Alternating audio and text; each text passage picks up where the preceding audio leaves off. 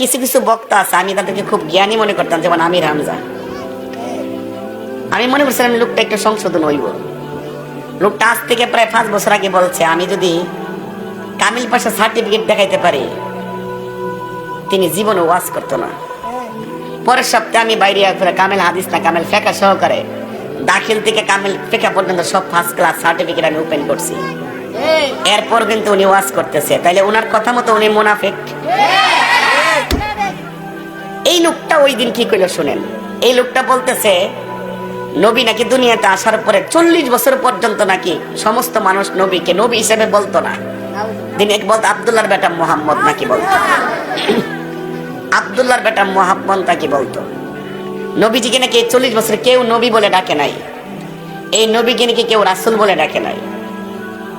আমি রামজা সাহেব, আমরা নবীর নিয়ে এত গবেষণা করছি, আল্লাহর রহমতে আমরা সামনে টিকতেন না।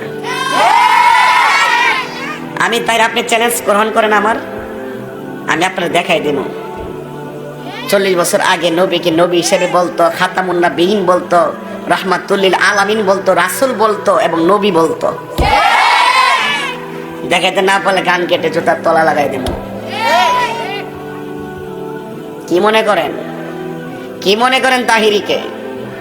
ওয়াজের ধারা দিকে ভিন্ন, শুধু আপনারই তাফসীর করতে পারেন। আমরা যদি ওই স্টাইলের ওয়াজ শুরু করি, আপনারা টিকবেন না।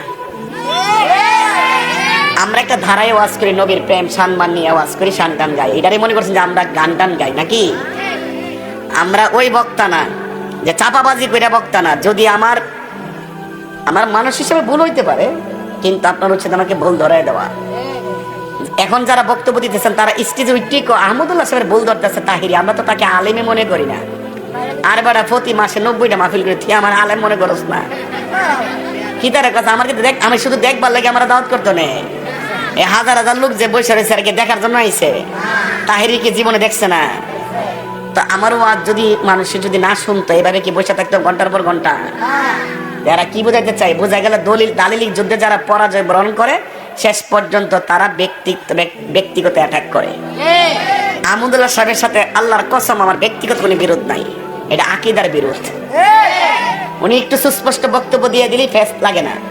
ওনার পক্ষের লোকগুলো ওনার পক্ষ নিয়ে এই বিভ্রান্তিকর বক্তব্য যত দিতেছে ততই গোমর ফাঁস হইতেছে। কথা কোন ঠিক না বেটে?